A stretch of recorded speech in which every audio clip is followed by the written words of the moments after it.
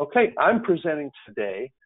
I've entitled this Digital Recovery Culture. People in sustained recovery from mental and substance use disorders are called upon to find a community to hang with. They're people to find community, to find purpose, to actualize their recovery. And a big chunk of culture for all of us exists virtually now, and this is true also for people in recovery. So the original intent, I think, of this training was to expose social work students to this information. And I knew that when I was a social work student, my peers didn't really know what recovery was or what a recovery culture was. So I had the honor to share that wealth of information with them, but it was not really part of the curriculum. It is now becoming more and more part of curricula throughout the country in social work schools to learn more about substance use disorder, more about recovery and cultures of recovery. So here we go. Let me see here. There we go. All right. I don't know where you were in 1995, but this is Johnny Mnemonic. This was our dark vision of a digital future. I laugh every time. I own this movie. I laugh every time. I can carry nearly 80 gigs of data in my head. And, I've got a terabyte disk sitting on my desk right here so I can download stuff. But dark vision of the future, tech was going to take over. We were going to live in virtual spaces, lose human connection. And I personally do not believe this is prophecy. I think we have a lot of choice in utilizing technology to benefit humanity and not succumb to this dark vision of the future.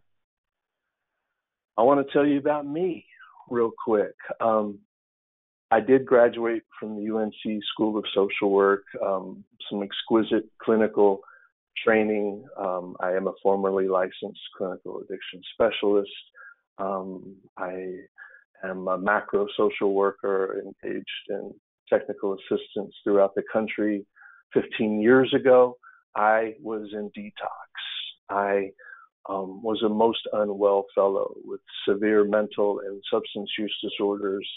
I tried to take my own life. I was a burden to society. But I had the opportunity to engage in evidence-based, adequate and appropriate co-occurring disorders, inpatient treatment followed by step-down services into a next level of care down, and engaged with communities of recovery.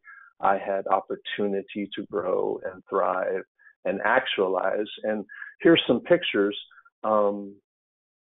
A few years into my recovery, I decided that I wanted to get into the helping space, and I went to community college to study counseling, got a job as a security guard at an opioid treatment program, and went up through and eventually graduated from UNC School of Social Work. And there, the picture on the right, years later, I became the executive director of Addiction Professionals of North Carolina. Went to my first board meeting. This fellow sitting next to me, I knew I recognized him. I couldn't quite remember his name. He was my counselor back in detox some 13 years earlier. And I got a chance to tell him, man, everybody you encounter experiencing mental and substance use disorders has the potential to get well, and then the potential to get better than well. If we don't stand in their way, if we offer them adequate and appropriate treatment and recovery support services, if we do not take away their opportunity for freedom and to thrive and actualize their dreams and potential, my wife and I are happy together. We're going to be traveling. My kids are off to college and crushing it. And I am active in my community there. I am with the AG, Josh Stein and his wife Anna at our recovery festival, and life is exquisite. The people you experience, it will be a challenge. We may be unlovely at times, but this is not a choice. And often the help that we receive is inadequate and inappropriate. There are challenges at every corner. you can make a big difference by being compassionate and by being allies with us. So next.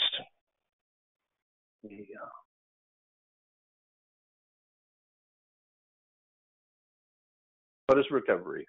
We have to go through this first. Not everybody knows what recovery is. Not everybody in my space agrees on a definition of recovery, but we've all been talking about it. There's some official definitions. There's some unofficial definitions. Check this out. Up top, you have the unofficial 12-step definition of recovery. They do not have a definition. I created this through my some 30 years experience interacting with that culture through surveys that I conducted. It is an abstinence-based definition from alcohol and other non-prescribed drugs. As you see, there's some asterisks there. It's unofficial. The concept of are you in recovery or are you doing the deal ought not to be confused with tradition 3 in that culture, which is the only requirement to be a member of this society is a desire to stop. But if you are asked, are you in recovery? Are you doing the deal? Abstinence is a requirement. And also within the halls of Narcotics Anonymous, an exquisite mutual aid society of its own that meets the needs of many individuals throughout the world. If you are taking opioid agonists for opioid use disorders such as methadone and buprenorphine, you are not officially considered in recovery as an organization. Individually, in groups, you may attend groups where they're like, no, come get you some, you're in recovery, we don't care what they say. But the fact is, as a society, you are not considered in recovery if you're taking those medications. Connecticut Community for Addiction Recovery came along in 1999 and expanded that definition as they began opening recovery community centers. They leaned on the old tradition 3 example of you're a member. If you say you are, they say you're in recovery if you say you are. So come get you some. Betty Ford Institute, before they partnered up with Hazelden, gathered a panel of folk in the community, people in recovery, family members, professionals, allies, to come up with some consensus definition. Their definition still hinged around sobriety, showing their 12-step roots, but they did bring in some progressive concepts about integrated health and this concept of citizenship, which is to become a part of society, to become active and engaged with society without being held back from full participation, as many of us are. SAMHSA, the federal organization, Substance Abuse and Mental Health Services Administration, came out with a wonderful definition. It's very process-oriented. I'm a fan of this one. A process of change, improving health and wellness. They're bringing in this concept of self-efficacy, of self-sufficiency, of autonomy, living a self-directed life. And here we go, moving so far beyond your pathology into the photos that I showed you. What is Donald McDonald capable of becoming to reach my full potential? That the relationship we have with individuals in sustained recovery maybe need never end, but at least sustain for 5 years while we actualize our potential. New Kids on the Block Recovery Research Institute in 2017 came out with a lovely definition. This is substance related, nicely progressive though, a process, well-being and health, but it's substance specific, and I'm preferring the SAMHSA definition, which can be equally applicable to mental disorders. And I am a person thriving in sustained recovery from severe mental and substance use disorders. I'd rather not flip-flop between definitions of recovery. My recovery is defined by my growth, my improving wellness, my improving autonomy and sense of purpose, my improving discovery of how I can make this world a better place. That's me all day long. So So we have this concept of pathways of recovery. Historically, the underpinning has been 12-step, and that's okay. That's a huge society of individuals, but it hardly represents the majority of people who once had a problem with alcohol or other drugs and now no longer do, and have found some form of community to help them move forward in that wellness. There is non-secular mutual aid. Recovery Dharma is really cool with its Buddhist underpinnings. Celebrate Recovery has a Christian framework to it. There is secular mutual aid. For so many years, we have been mandating folks to mutual aid to sustain their recovery from a chronic illness that has a distinctly spiritual, even religious component to it at times. And maybe because we didn't have options, but today there's options out there. And if someone says they want to have nothing to do with anything spiritual or religious, well, the person-centered plan we provide for them would include a secular mutual aid option. The new kids on the block are all recovery meetings, which I find amazing. I don't know if any of y'all have ever been to a Unitarian Universalist church, but it's kind of that approach. This culture of recovery that we have is an ecumenical one, where we have many pathways coming together under this one roof, the All Recovery Mutual Aid meeting. Don't leave who you are at the door, come on in, but don't stomp on other people with your fixed beliefs. Multiple pathways. People are into exercise coming together, medication supported. Many people are taking medications for opioid use disorder and have found some of these societies to be non-welcoming. Not all of them, but sometimes. So why not create mutual aid societies where you can count on the fact that when you send someone there, no one's going to try to talk them out of taking their opioid agonist medication, which has actually saved their life and reunited them with their families and gotten them back to work and keeping them safe from bloodborne pathogen disease and from criminal activity. Harm reduction mutual aid is a very small but emerging space. We meet people where they are, and there are people who use drugs with whom we are engaged, and what do we have to offer them for support? The days of saying, come get you some when you're ready to take what I have to offer are over. We meet people where they are. And SAMHSA has been very helpful, not only with their definition of recovery, but digging a little bit deeper as well to the 4 dimensions that help support this process of improved health and wellness and self-efficacy and self-discovery. And the first of which is being health. Individuals overcoming and managing their disease symptoms, making informed, healthy choices to support physical and emotional well-being. Having a safe and stable home and a place to live is so important. This concept of purpose, meaningful daily activities that lead to independence and income and resources, just getting up and going to work, spending time with your children, and maybe even finding greater purpose eventually, discovering what your gifts are, and going out and becoming an activist if that's what you're into. And I'm going to focus a bit on the last 2, but mostly on the last one, and that's community. Prior to initiating recovery, relationships are not often characterized by mutual support, by friendship, by love, or by hope. The relationships are characterized by need, and going to get more of what we are compulsed to get, or taking, or what have you. But we need to come find some community, whether that's in the halls of a mutual aid meeting or whether it's online in some healthy virtual space. Right. This is a little something that my friends and I created a number of years ago, and it has been growing and evolving. When I was with Recovery Communities of North Carolina, we released this for an advocacy day to help inform advocates.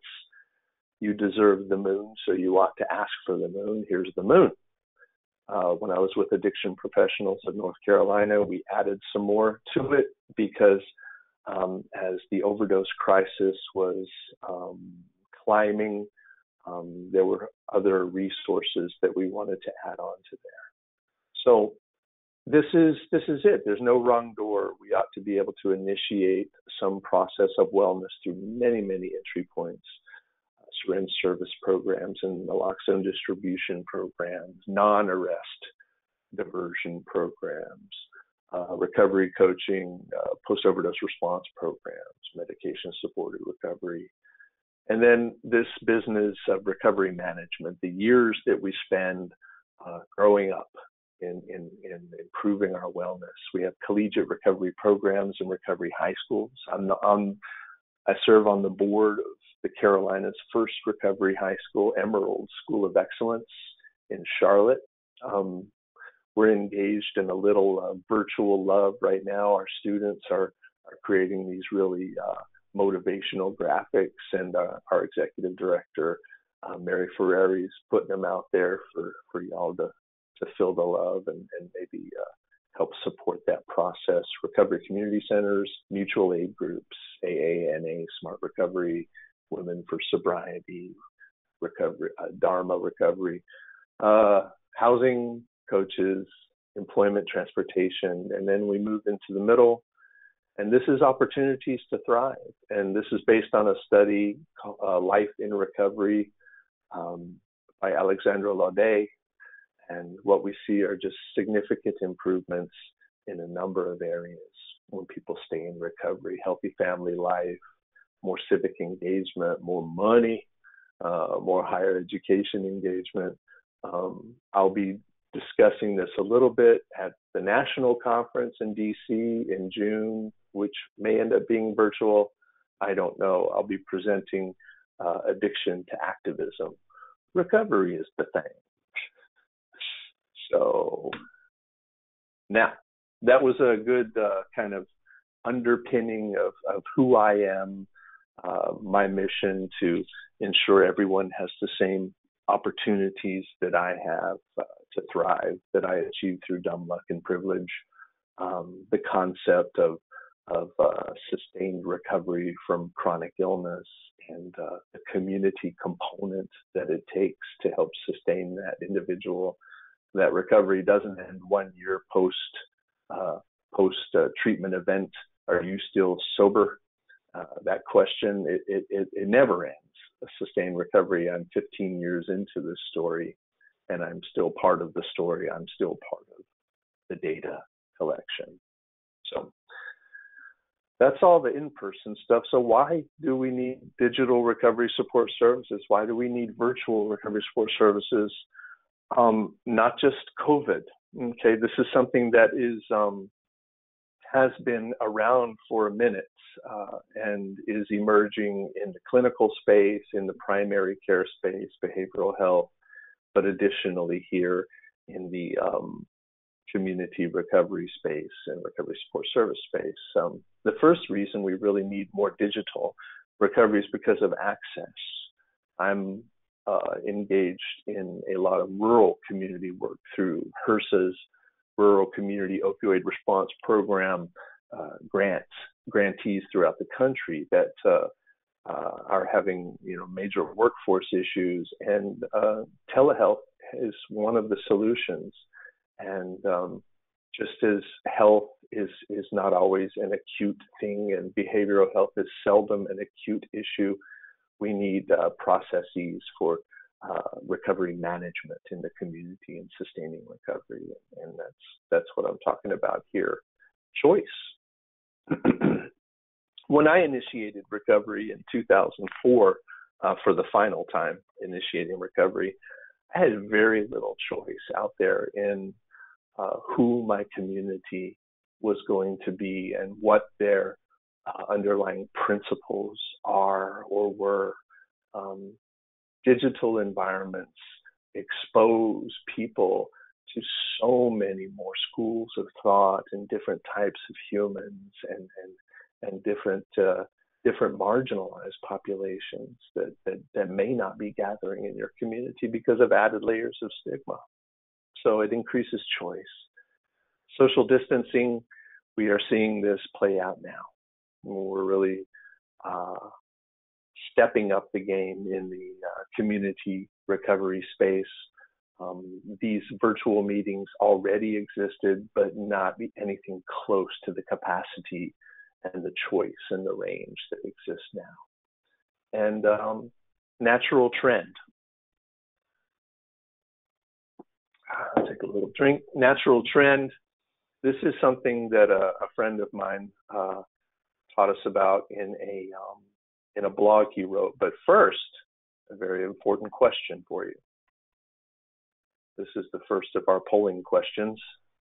And now I get to find out if I'm actually talking to anybody at all or just to myself.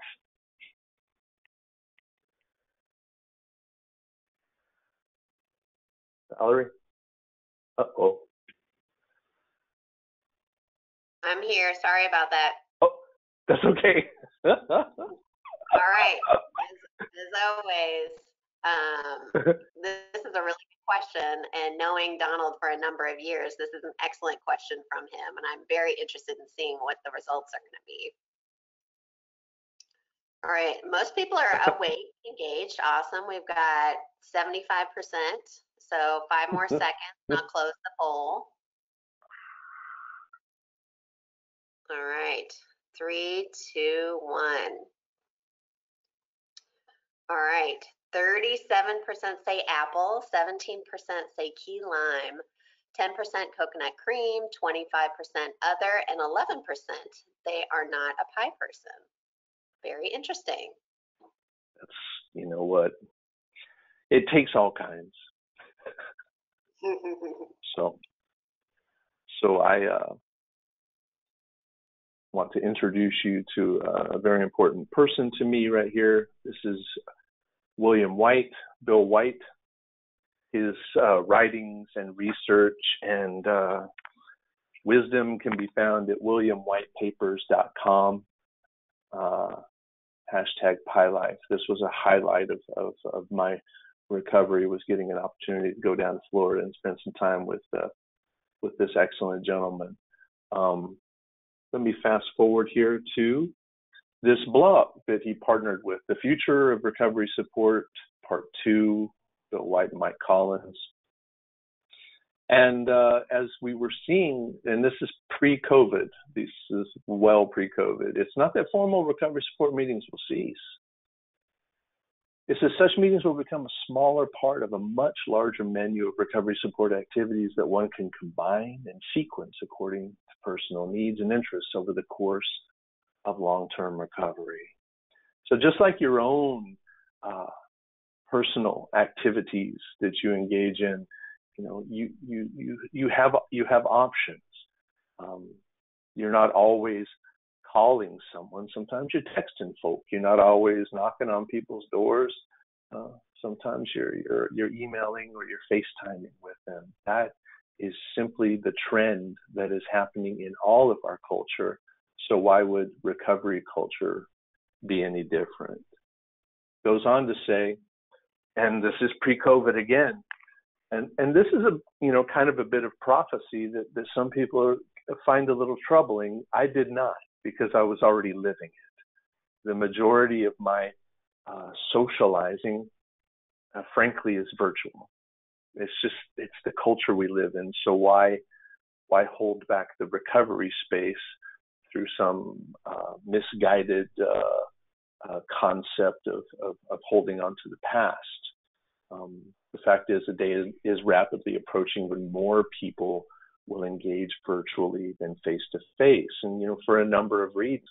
It's also going to invite more people to come get them some, but it's going to create safer space for women, youth, high status professionals, people in communities like the many rural communities I work with that don't have face-to-face meetings, or maybe only have one meeting that's inappropriate for that individual, people whose physical limitations preclude face-to-face meetings, and people who experience social anxiety. There are a number of reasons that an in-person mutual aid meeting that you recommend for the people you serve is an inappropriate referral. So there ought to be choices. There ought to be choices. And I'm going to talk about ethics at the end of this in when a referral to such supports may or may not be appropriate, and the mindfulness at which you ought to approach this. And in this same article, Bill and Mike also talk about disruptive innovation, that this emergence of choice, of virtual recovery support services, of apps, of telehealth and telecoaching was disrupting this fixed machine that was the addiction treatment complex, and that the system that was disrupted and needed to discover, where do we fit in this? How do we adapt to this? Or do we just sit and fight it like a bunch of old men, or not? And I can say that because I'm an old man. But what we discovered with COVID-19 is we had disruptive innovation disrupted. We were on a kind of a steady creeping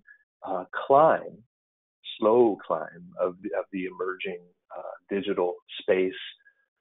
COVID-19 hit the country, and we are experiencing an explosion.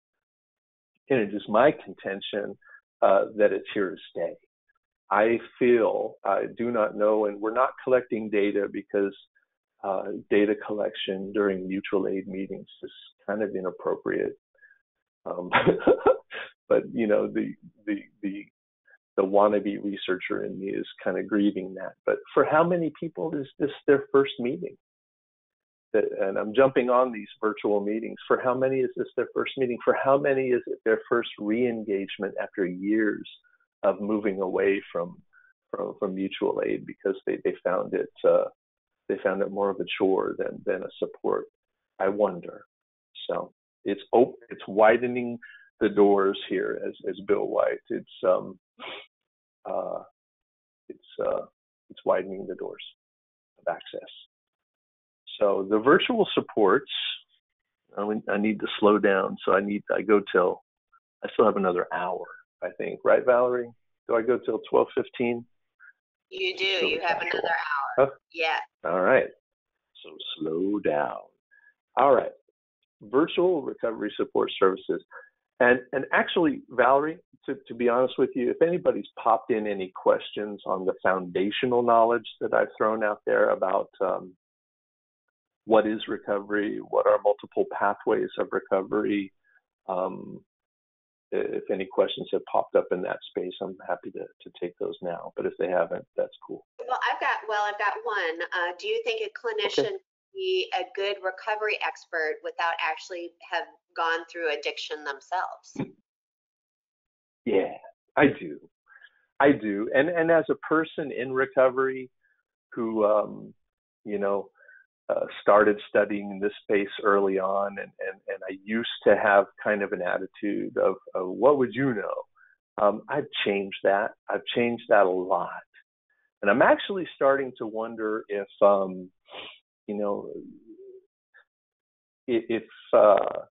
we ought to pay more attention on ensuring that an individual in recovery who becomes a clinician has thoroughly explored that duality within themselves to ensure that they do not possess biases or fixed beliefs that may become harmful to the individuals they're helping. We all have biases. Those of us who have been delivered from the pain and suffering of addiction, that life ring that we were tossed, well, that's a very special life ring. And we're like, that's the one that saved me. That's the one I'm going to toss to folk. But the fact is, we're all different shapes and sizes. So I think that personal experience in recovery from mental and substance use disorders can be exquisitely helpful for empathy, for rapport building, what have you. But I think it can be equally as dangerous if we take for granted that it is simply a positive tool. It needs to be explored. And when I train peers, see, there are lots of people in the clinical space who are in recovery, their unique pathway of recovery, but all peers are in recovery. So we got to be super mindful there that when we are training and hiring someone based upon their lived experience and the training that they've received, that part of that training is exploring their biases to ensure that it does not get in the way of the unique recovery of the individual they're helping. So the long answer is personal recovery is not a requirement by any means to be a good addiction clinician. It can be uniquely helpful, but it can be harmful as well. All right. So that's it for now. I've got a couple more questions. So let's start with one. So could you apply addiction like gambling, shopping, self-harm to experiences that people with drug addiction have? Could this also be applicable to other addictions? Absolutely. I 100% believe that. And I also think that your personal experiences, even if they did not rise to the level of pathology or compulsion, your personal experiences with any degree of pain, any degree of powerlessness, any degree of falling short in your goals and dreams for yourself, can give you insight and are applicable in your helping other individuals. All of us have experienced the human condition and its broad textures and colors. But to the degree of pathology, yes, the compulsion to gamble in spite of consequences, the compulsion to engage in risky sex in spite of consequences, that's addiction all day long. It is the compulsive use of substances in spite of consequences. And so yes, absolutely. You do not have to have, in my humble opinion, a unique experience with chemical compulsion. It's in the brain. Yeah. And then are you willing to take one more? Sure. Okay. So in social work, we're always told to use self-disclosure minimally, but I feel like everyone has experiences that help build connections and can help reach more people. Do you think using personal experiences in the clinical process is important, or should it be limited? Right. Self-disclosure is a tool in your kit. If you've personal experience that can be helpful to an individual, it has been my experience that I use it. What I ask the folks who I train to do is everything that we do, we're called upon to ask, is this harmful? Our primary mover is do no harm. Will it be harmful if I share with this individual that I used to have a problem with compulsive gambling, right? Will it harm them? And if the answer is, yeah, potentially, it's like, okay, well, let's shelf that for a minute and maybe I'll seek some supervision and whatever. And if we're like, no, it won't hurt them, then we're like, okay, is it helpful to them? Or is it helpful to you? What's your motive here? Why are you sharing with this? So if in this individual's specific experience that they're having, whatever they're struggling with, this tool you possess, if utilizing it does not harm them and it is uniquely helpful to them to get them unstuck, perhaps, I say use it. If you are vexed over it, always seek supervision. Always consider your organizational policies too. Some organizations have strict policies against self-disclosure. I think it's misguided. I think it's old school.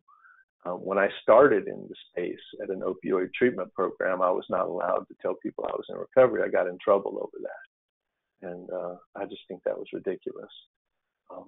But that's my long answer. It is a tool in your kit. All of your human experiences are tools. But the question to ask yourself is why am I using this, and will it be helpful or harmful to the individual I'm working with? Cool. All right. We'll get back. You betcha. You betcha. We'll get back to some more questions as we're moving along.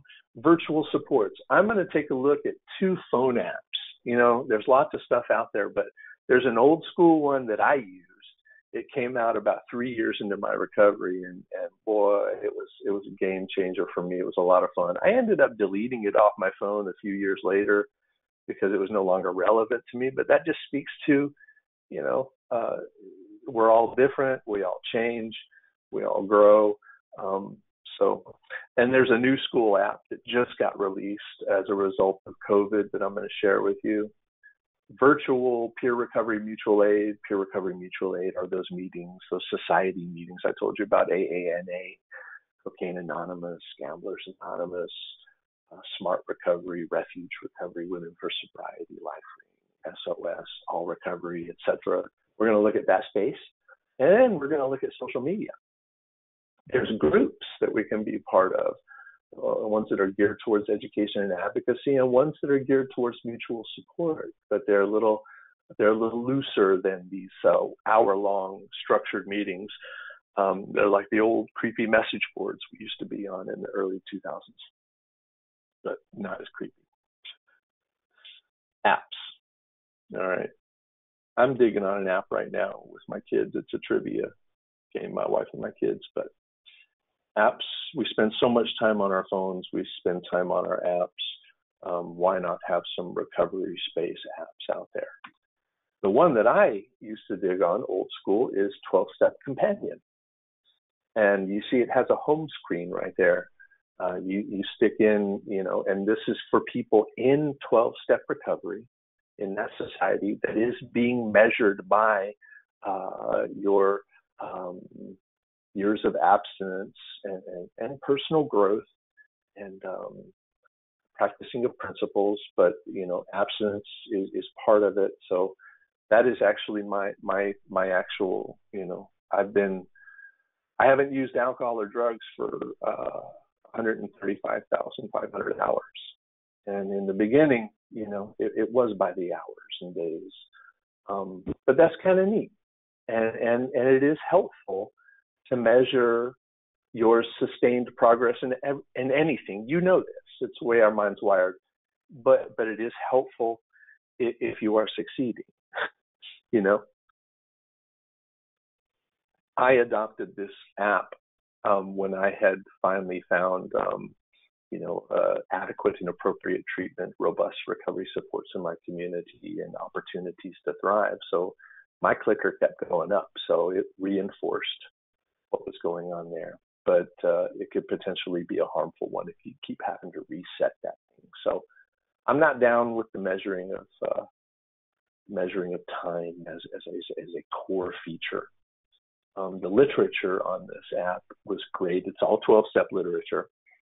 So I no longer had to carry books around with me. And it was always super handy, including, you know, it has prayers. And you're like, what are prayers doing in 12-step? I thought they said it wasn't religious. Well, you know, there you have it. They say it's spiritual, whatever, but there's some prayers you can practice in there, and they're readily available for you. And as you travel around the world, or around the country rather, you've got all these different areas that you can find support. Each one is loaded with kind of the 12-step central office for these states to show you where meetings are and what have you. And you can load up there, I really dug this meeting, and I met Joe, who was really cool, and here's his phone number. And so you've got your network built in there, you've got your literature, and what have you. So that came out in 2007. I believe it was free at the time. I think it's going for $2.99 now, which is a pittance. It has remained relatively unchanged since I first loaded it on my phone and reloaded it recently to check it out for this presentation. It's kind of neat. This new school one here, Addiction Policy Forum, is a wonderful organization, a national nonprofit. They are one of their strengths is taking the complex information that is the science underpinning substance use disorders, prevention, treatment, recovery, and turning it into accessible messages.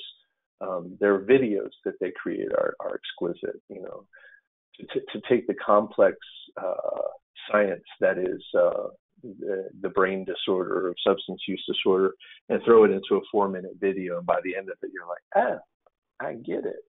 That's pretty awesome. It's animated. I use it in my trainings all the time. There are organizations that have adopted it in their training. My wife's hospital has thrown it into their online training for nurses. So what's in this app? It's got daily check-ins. When I jump on it, it says, "Hey, Donald, how you doing today? You think you're going to make it through the day?" "Yeah, I am." "Cool." And it'll check in with me weekly. And I can jump on messages. There's group messages and there's individual messages. What's unique about this app too is, Addiction Policy Forum employs a couple certified counselors and recovery coaches. So they're on there and they're reachable if you needed any kind of professional support. But most of it is geared around mutual aid as well. Medication reminders, I'm pretty good to go on that, but I know there was a time where I sure could have used med reminders because I'm on a lot of medications, and early on that's a struggle for folk, but I'm good to go now. Goals journals, that big recovery help button down there at the bottom, that's kind of cool. You press that thing and then a questionnaire pops up and just kind of a full spectrum of response to that, up to and including connecting you with an individual if that's what you need. And up there, the e-therapy piece, there's audio and video and written content. I kind of walked through the series on there around triggers and how to be mindful of your triggers and respond to them, not react. So I kind of found that information helpful. In the spirit of informed consent, though, I got to tell you where I found it falling short was some of the language is a little rooted in 12-step, which is, that's okay. It must be kind of a treatment-driven initiative, and a lot of treatment centers are still embrace 12-step facilitation and connecting folks with communities of 12-step recovery. So the language is there. I'm one who wants to promote more neutral language for folks, but that's not a big deal. The big deal for me on this one was the Discover button there. You hit Discover, and you've got a few options down there. You can look at content, which is very helpful, videos and meeting locations and all that stuff. But one of them is support locator. So you hit a button, and all it does is it connects with Google Business, and it just shows you a random sampling of treatment providers in your area. And that's garbage, if you ask me, because that is not what an individual or a family member needs, is a random sampling off of Google to initiate that process. And Google Business is not a place that vets treatment. I pulled up like a half a dozen pulled up. I called 2 of them and found them super sketchy. I reported them on Google. It made me mad. It just makes me so mad, the way that families and individuals can be taken advantage of by treatment pimps out there, and that is what happens. And we need to protect our families from that garbage. So I've asked them to amputate that piece entirely. And I hope they're working on that. But other than that, with that disclaimer, this app is pretty awesome, and I play with it every day. Very helpful. And probably most folks who are in sustained recovery and using this app are probably not looking for treatment options or whatever. So honestly, it's a loosely attached appendage to this app anyway.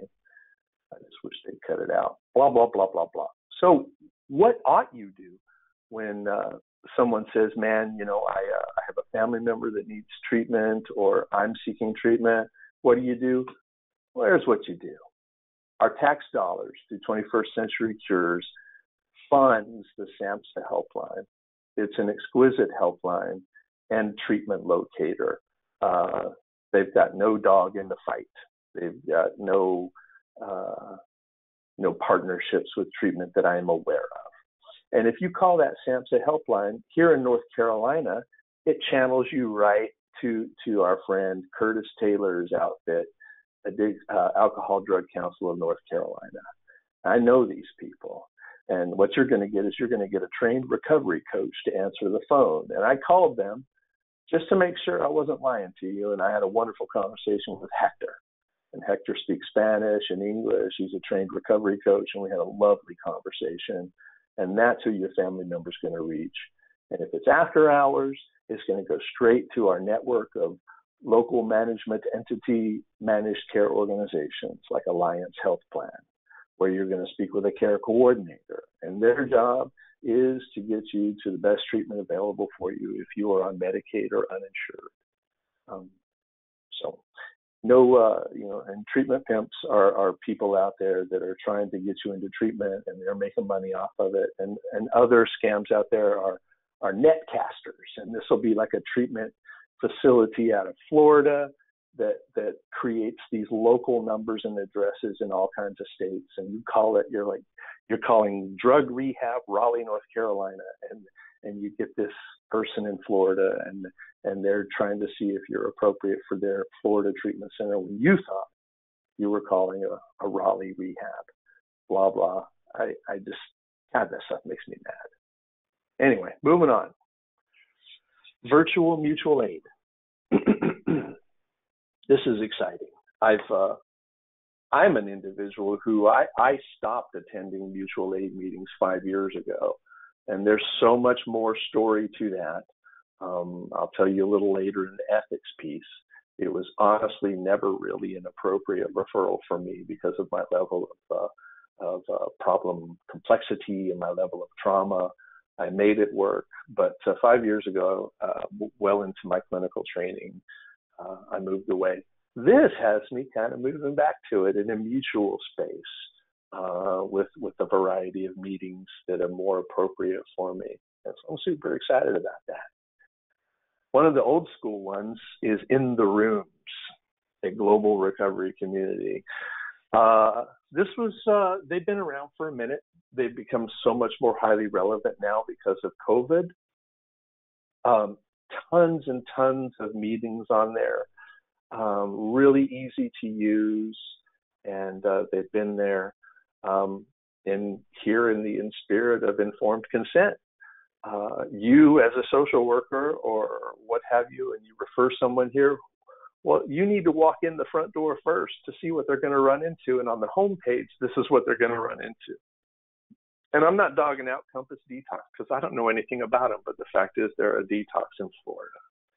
And so Compass Detox, in their benevolence, sponsors this. And that's okay. That's all right.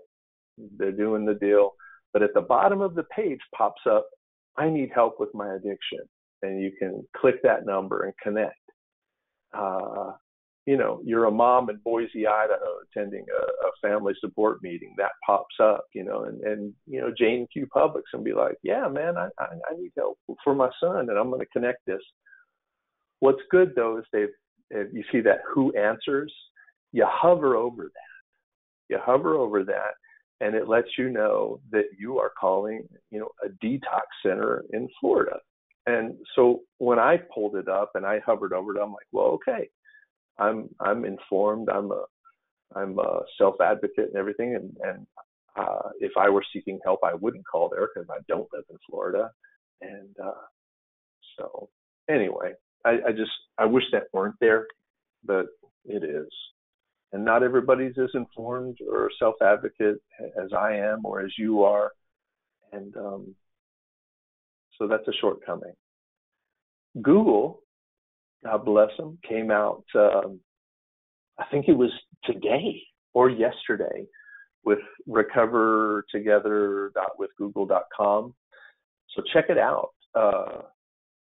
It's a massive Google page with lots of stuff on it, but including a list of mutual aid primary source meetings here. So maybe you don't want to go through a third party to get to an AA meeting. You just want to go straight to AA or Al-Anon or Recovery Dharma or Refuge or SMART. And there you have it. Straight to the primary source. This is pretty cool though, because they've got other things that they offer for free. So no hate in the room, but I just don't like that little bar at the bottom. But they did throw that who answers thing on there, so it's a little less sketch than it could be. So props to them for that. Don't take this to heart, because this meeting doesn't exist anymore, and they're not at that address anymore. But all recovery meetings are an amazing thing. And I started one at this community center that I used to be the advocacy director for. And I made this meme to promote the meeting. And this was true in the culture at the time. The mortality around alcohol and other drugs was that of a massive jumbo jet bursting into flames every day. That was the social math we were utilizing for advocacy at the time. But when you spoke to the community about many pathways of recovery, folks circled the wagons around their fixed beliefs, around their cultures, and that's just nonsense. Don't do that. And if you're a provider who's doing that, check yourself. These are real all recovery meetings. This is a social worker. This fellow here, Unity Recovery, is a recovery community organization in Pennsylvania. Robert Ashford is a social worker and recovery scientist. And all recovery meetings are, as I told you, kind of like a Unitarian Universalist, ecumenical, come get you some.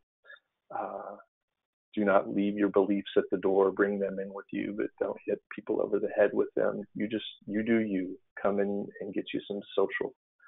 And so they started these when COVID hit, so you can hit them up every day, all day. And then there is need, sometimes you need to refer people to specialized meetings.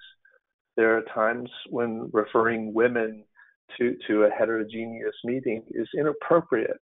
Gender-specific support when it's appropriate or when it's asked for ought to be available, and in this space it is. LGBTQ plus population having their own meeting, and families. Family support is a beautiful thing.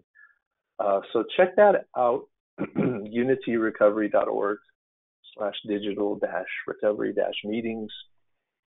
Meetings all day long. They're free. No dog in the fight. Nothing sketch going on. This is an example of the recovery community discovering that there was a need within their community, and then they took care of it. They took care of it on the fly. And I've seen this happening.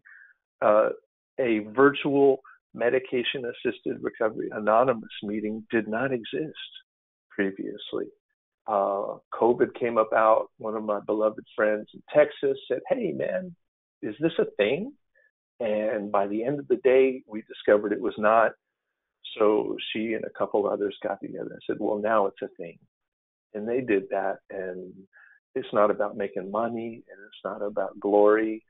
It is about there was a gap, and here we are standing in it. Man, that's some moving stuff. Here comes the next polling question. I'm pulling y'all along on this little adventure. Now, this could either be you, it could be a family member, it could be a person you know or with whom you work. I am simply getting a poll. Do you know somebody in recovery from mental and or substance use disorders? All right, let me All right. work on launching the poll. Okay, everybody should see the poll. Everybody get to your computer and tap yes, no, not sure. Ooh, everybody's listening. Everybody is voting. 5 more seconds. So awesome. I can't see the poll until Valerie tells me what it is. So I forgot to show it last time, so sorry about that. All right, oh, that's close. okay. All right, results are in. 92% of you all do know someone in recovery from mental and or substance use disorders. 7% no, and then 2% not sure. Right on.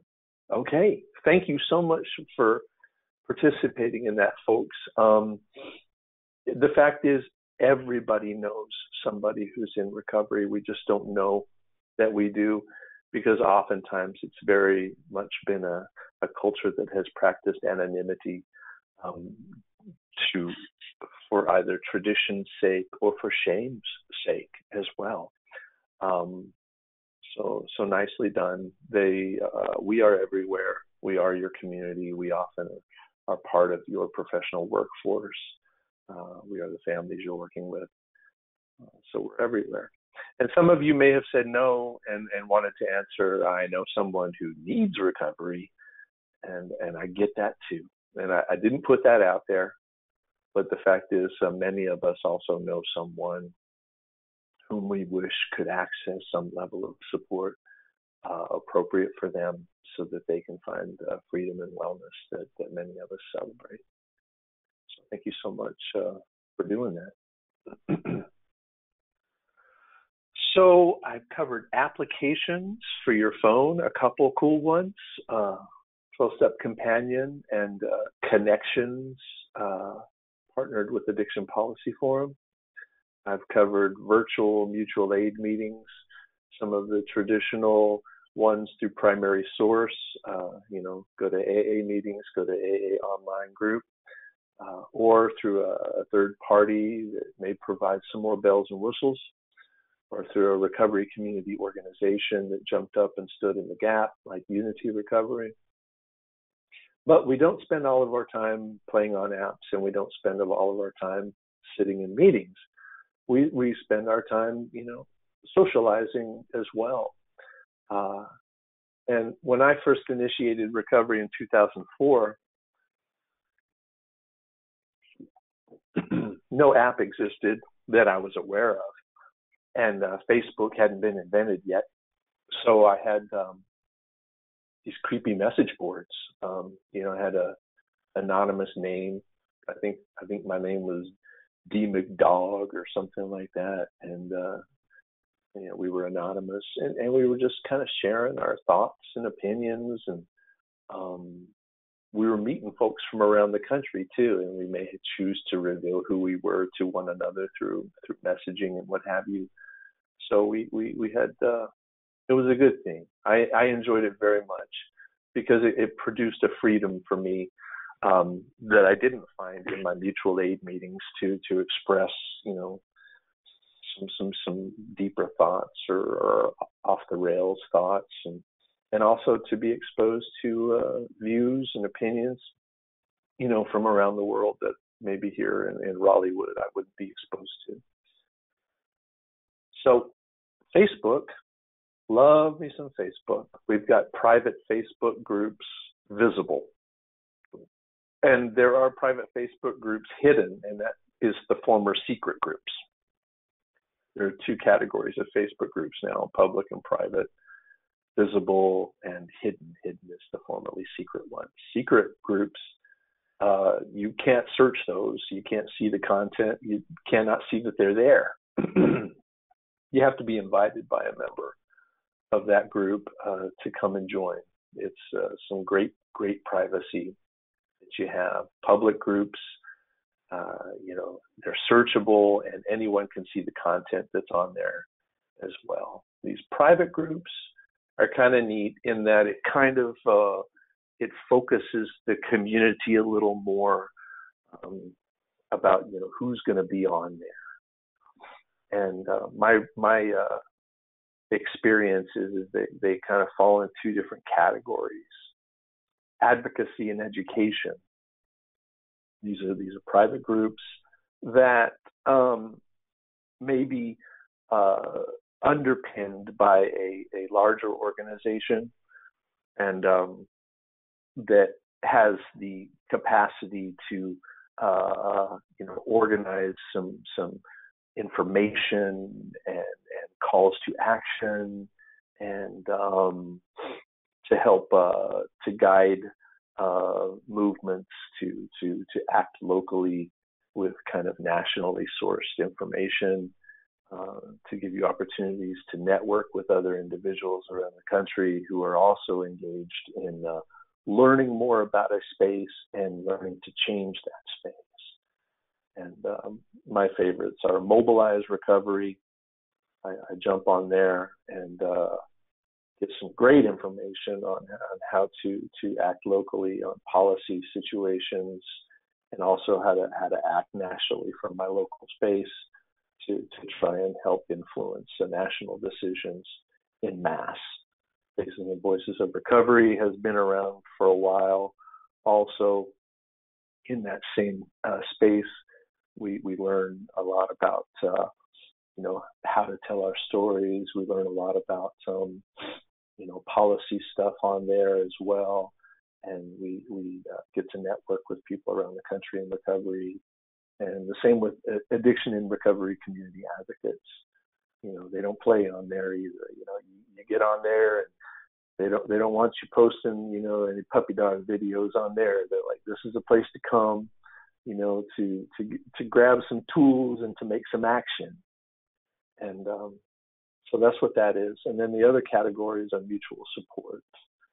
Mutual support is a space where you may have some shared beliefs or shared experience, and you get on there to support one another, to tell stories, to hear stories, to share tools with one another, to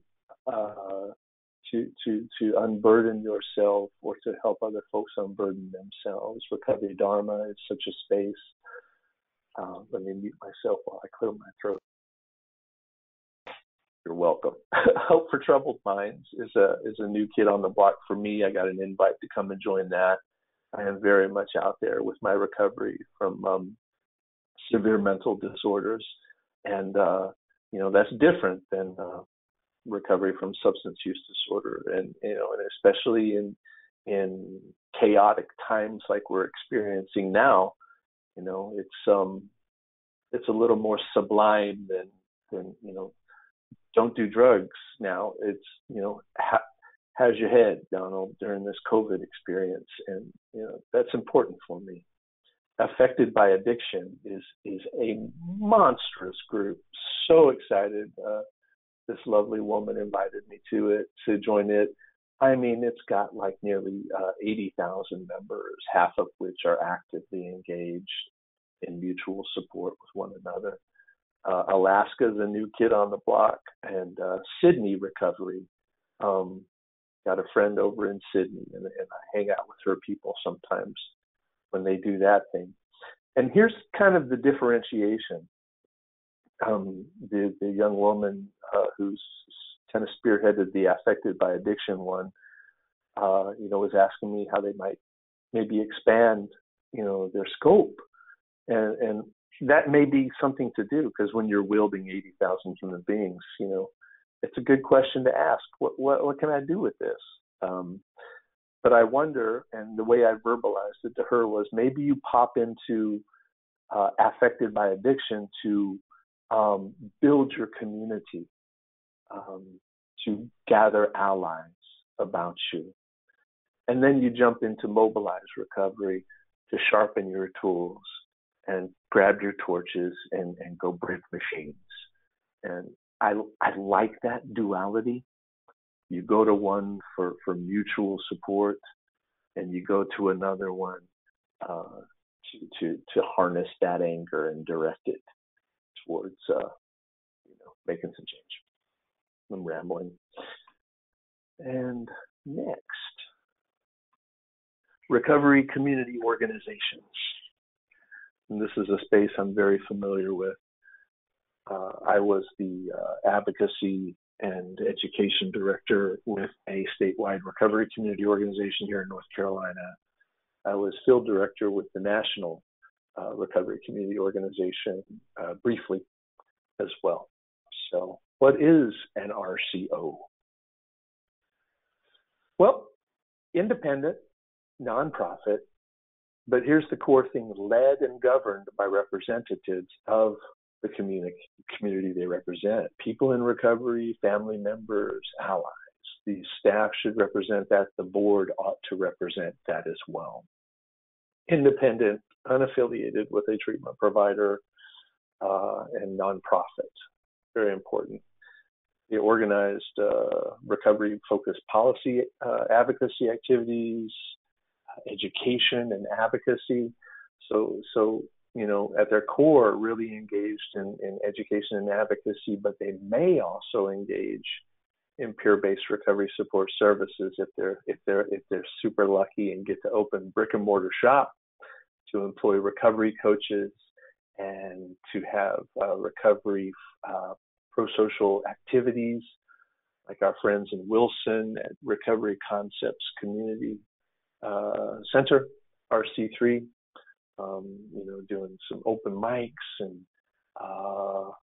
just absolutely lovely pro-social activities. It's a broadly defined community. The tent is big, people in recovery, families and allies. Sole mission is to mobilize resources within and outside of the community to increase recovery. So Bill White does this great comparison of it as like an infection almost.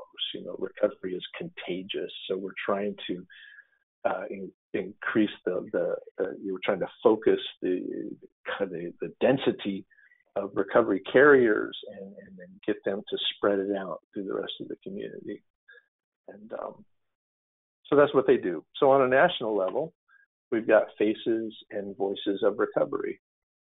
We saw recovery community organizations kind of emerging in the late 80s in response to the war on drugs and gaps in services for individuals in cities like Philadelphia and Detroit. And but then they discovered we've got something going on here. We need to create some kind of connective tissue for all of these movements. So they gathered together in St. Paul, Minnesota, 2001, and Faces and Voices of Recovery was started as that connective tissue, that aegis for all these emerging recovery community activities. And they have a Facebook page that I love to follow and get lots of cool information from that informs my activism and also enhances my own personal recovery. We have statewide recovery community organizations here in North Kakalaki, Sunrise Community for Recovery and Wellness in Asheville, North Carolina. They engaged in the direct peer-based recovery support services, as well as the peer education, as well as advocating for change. And they also get the opportunity to provide technical assistance and support for emerging recovery community organizations throughout the state.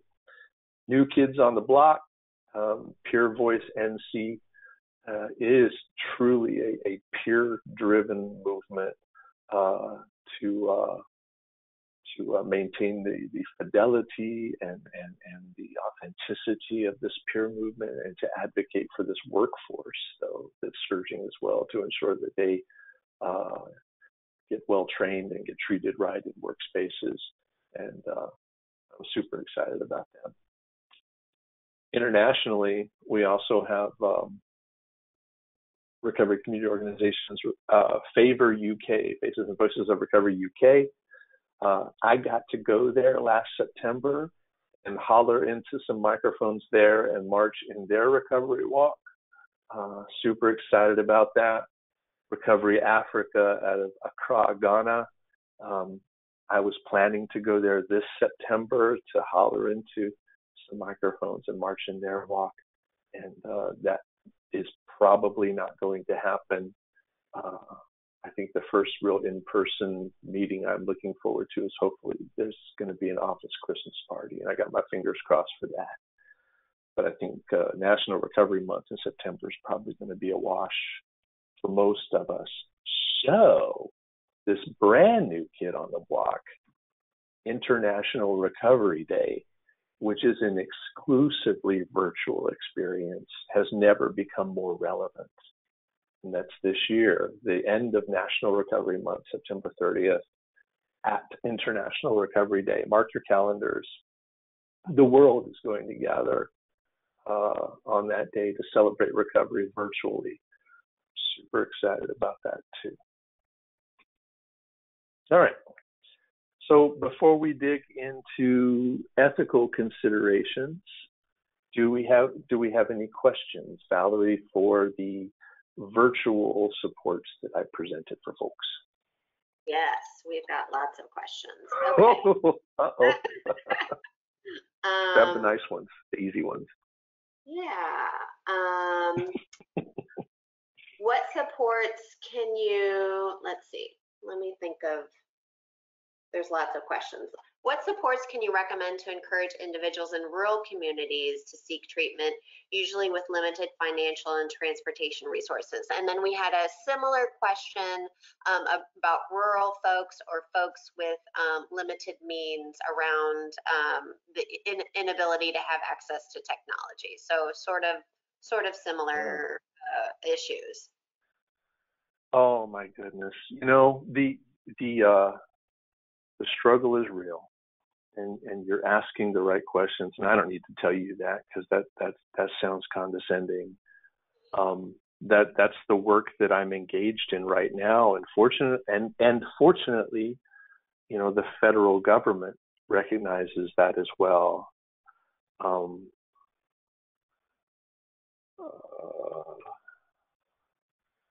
So I work with HRSA, Rural Community Opioid Response Program grant. So there's just lots of money, grant money being created for communities to plan programs around filling the gaps that they discover during the planning process. And gaps often are around transportation. Gaps can be broadband as well, which unfortunately cuts the legs off of our telehealth and virtual recovery as well. So, you know, certainly look to HRSA. There's a new grant out, RCORE implementation, 3 years, $1 million grant for implementing programming to fill those gaps, to increase access to treatment and recovery support services, to reduce the morbidity and mortality related to opioid use disorder and substance use disorder. The language of it has been very much expanded, recognizing that, you know, we're dealing with so much more than opioid. There is a tremendous resource, ruralhealthinfo.org. It's a rural health information hub, RHI hub. Jump on there, ruralhealthinfo.org. Look up the HRSA funding opportunities as well, RCORP implementation. One great thing about these RCORE grants is that it emphasizes consortium building, and folks that normally we may not have at the coalition table would be broadband providers, right? So, you know, when we have them at the coalition table to help address these gaps, I mean, whether they step up or not, the fact is they're at the table and they are made acutely aware of the access gaps that it creates. Transportation is another issue. Folks are discovering additional funding sources for that. one of the exciting areas of funding opportunity is through the U.S. Department of Agriculture, USDA, a tremendous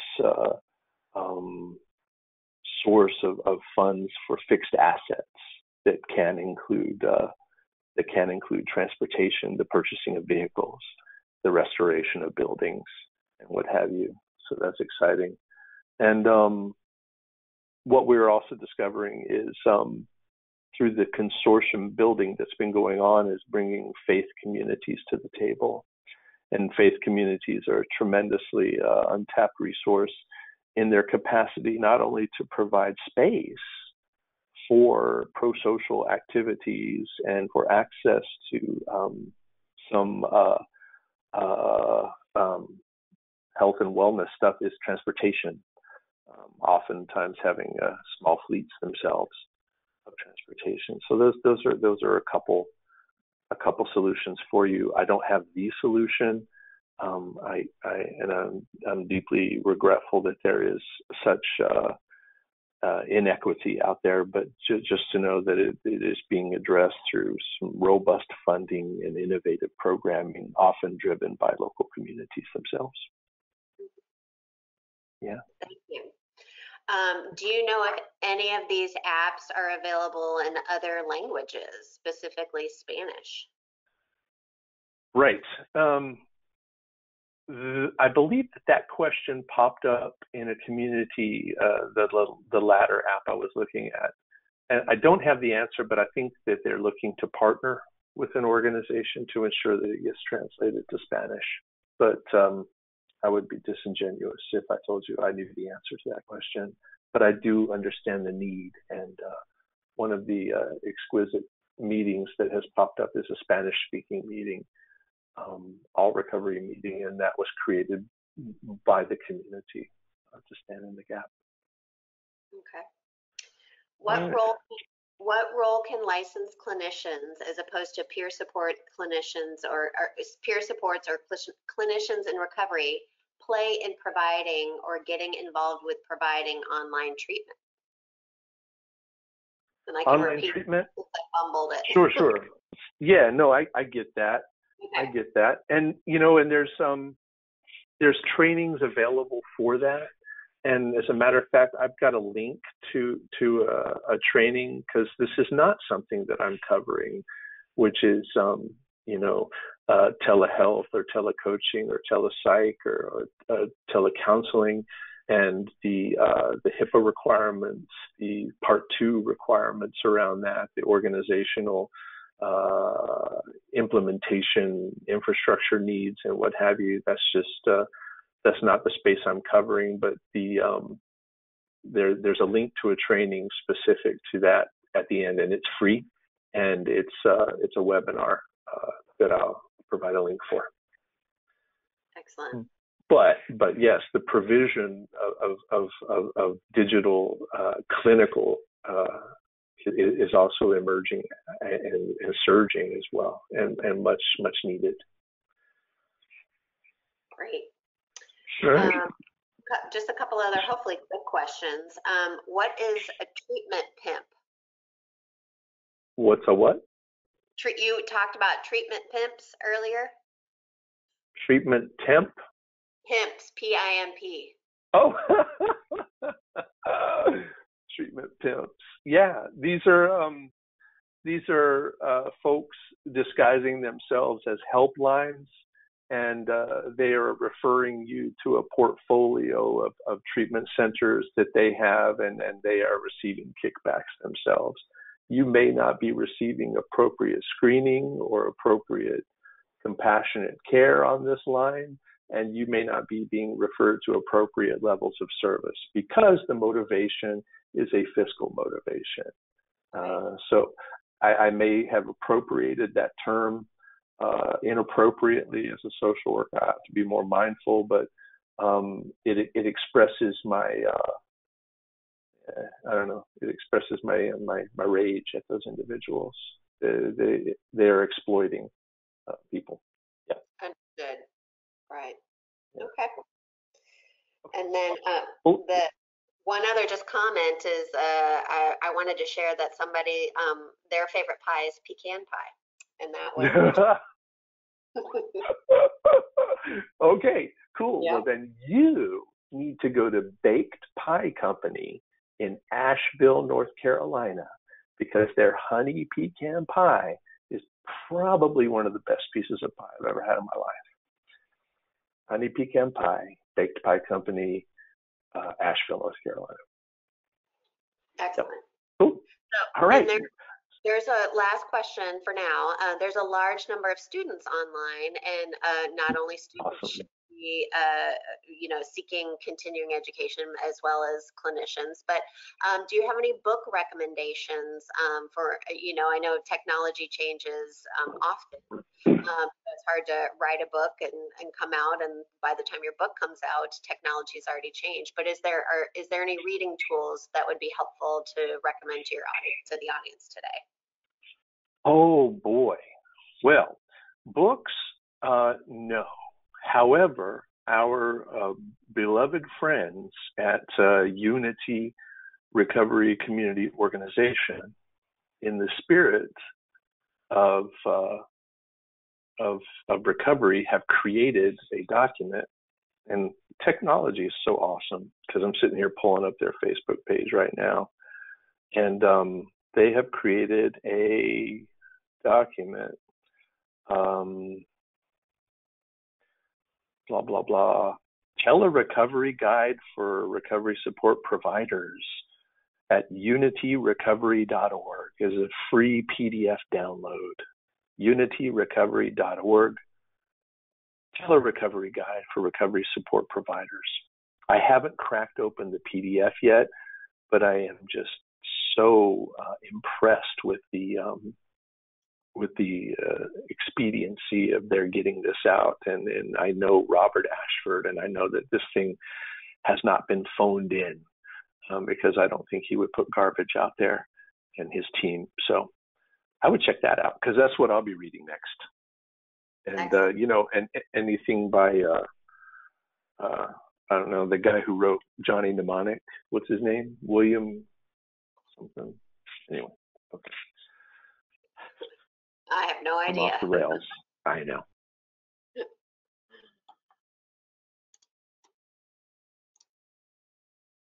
Okay, let's talk about ethics super quick, because this is important. I've got 5 minutes to knock out ethics.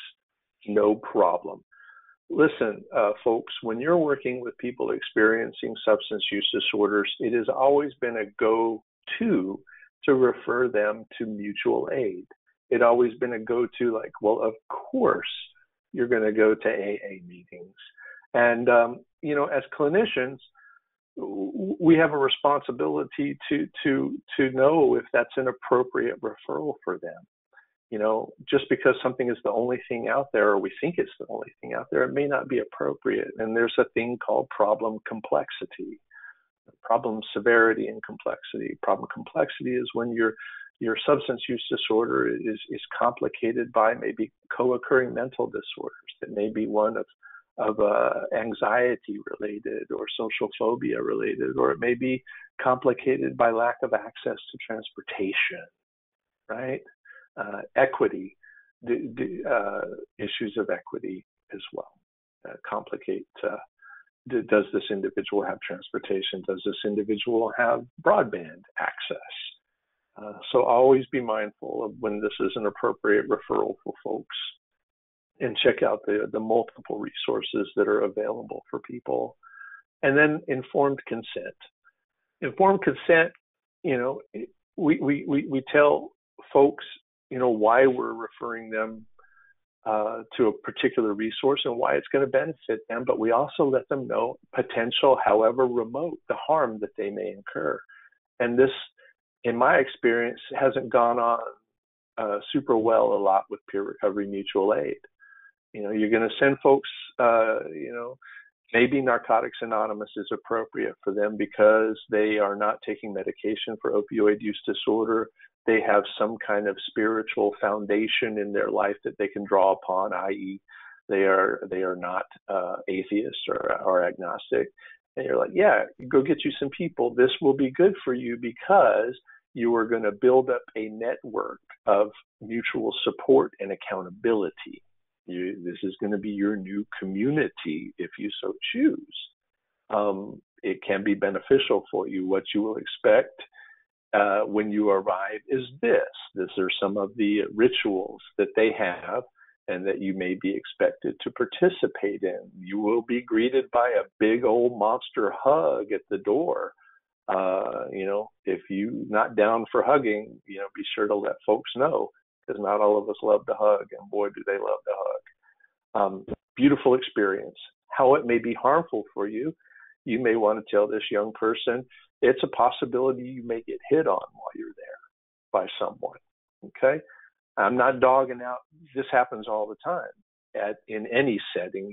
People are looking to connect in one way or another, but part of informed consent is letting a vulnerable individual know that maybe another vulnerable individual is going to look to cling together with you, and that this may be harmful for your recovery in the short term. You can also tell them that there's going to be some talk of God and I don't know, informed consent. It's just so important. And in the virtual space, it can be even worse.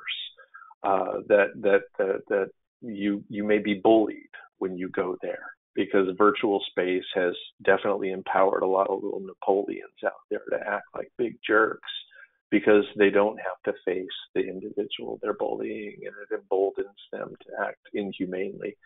Oftentimes in these spaces, though, there will be moderators that can, and I've seen this happening because I'm involved a little bit with the All Recovery meeting surge, and they got their eyes peeled for trolls and for bad characters, and they're blocking them, and they're making sure to make note of the IP address as well, so they don't get back in. And so they're looking out for folks. Ethical considerations. I want to hit you with language.